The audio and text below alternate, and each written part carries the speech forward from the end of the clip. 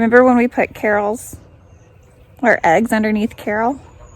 Well, it's already been 21 days and she has hatched out some of the babies. But this morning, what we're gonna do is we're going to move her out of where she's at in our chicken coop and put her and her baby in a safe little spot over there. All right, Carol is sitting on some eggs still. It doesn't look like there's any activity going on with these little eggs. I need to take her. Yeah, you can go ahead and take her. But she's hatched out one little baby. She actually hatched out two. But this is a little silkie baby. Mom is a silkie. So the egg that she hatched from is a silkie egg. And then the baby, or the daddy, is Olivia. I think she might have frizzle feathers. Do you see that? Oh, I do. That would be awesome. No way! All right. So Carol's out, and we're gonna check on her baby. We're gonna check on these other eggs. Okay, so what we're looking for are little pips or breaks in the egg itself. I don't think that these are gonna hatch at all, to be honest. So we could candle them. I'm not very good at candling, so I'm not gonna try. But we are gonna go ahead and put these in the nest, just in case.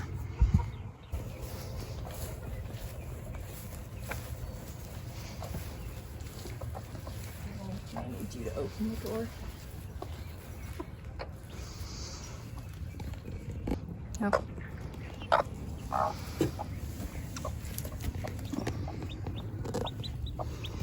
See, there's your baby. It's so tiny compared to her. I know.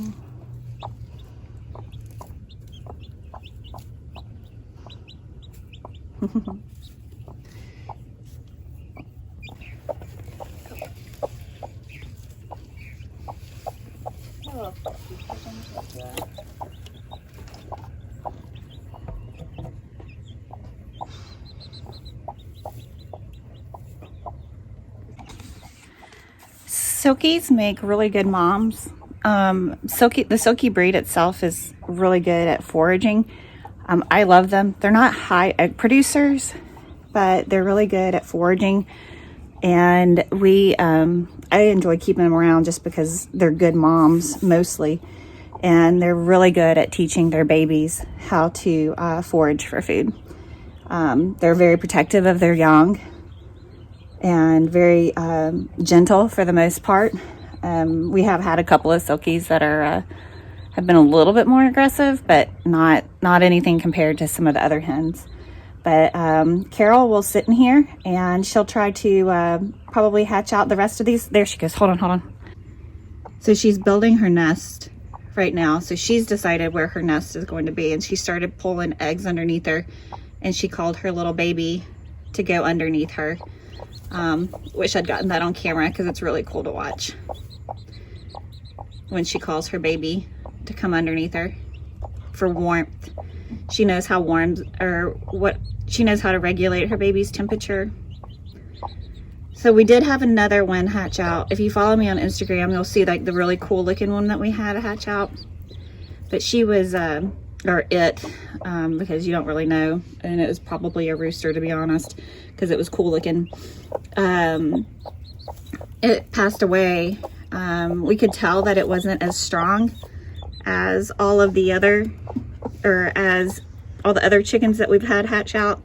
It wasn't walking around very well, and it was cute. And then we went out yesterday morning and it was underneath her, but it had died.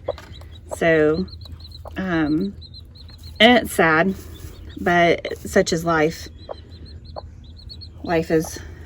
Death is just part of life, and you see that very clearly when you're on a farm. All right, let's see if she'll pull these other eggs underneath her.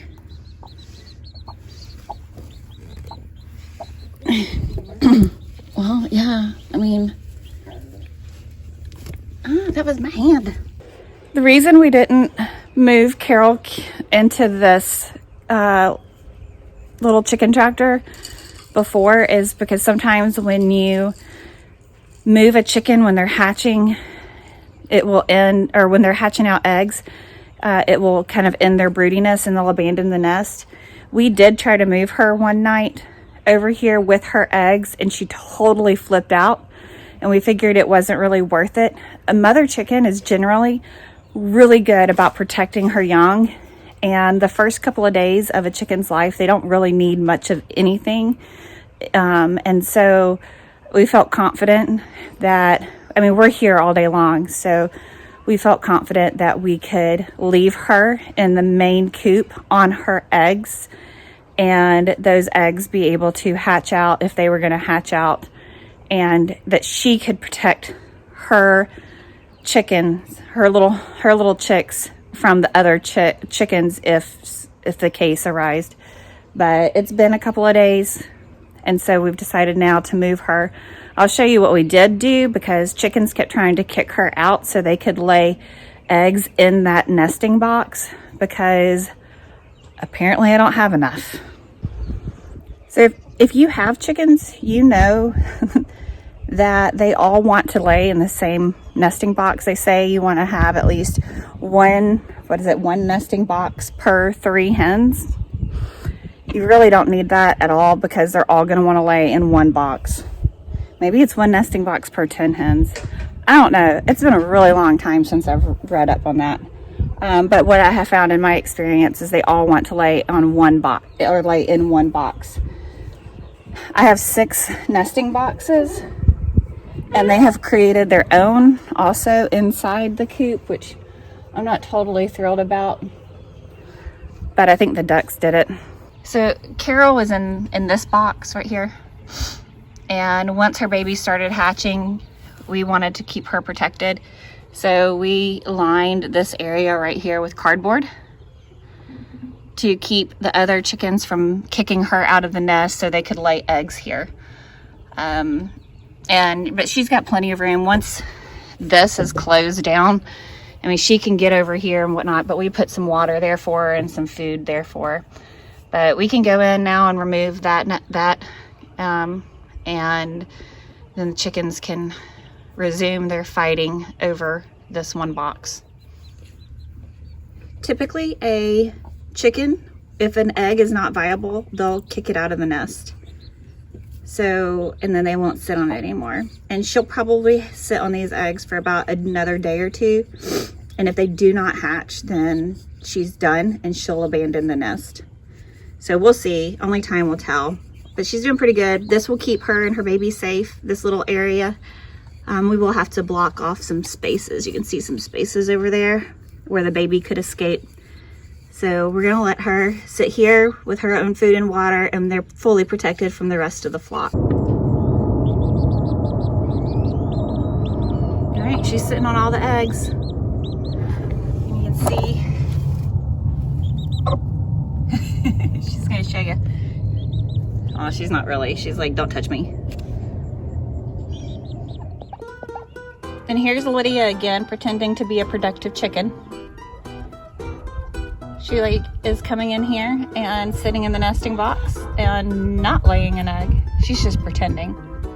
Lydia is our oldest hen and technically shouldn't be alive, but we keep her around because she's really good at protecting or digging out pests in our vegetable beds when we have a lot of them.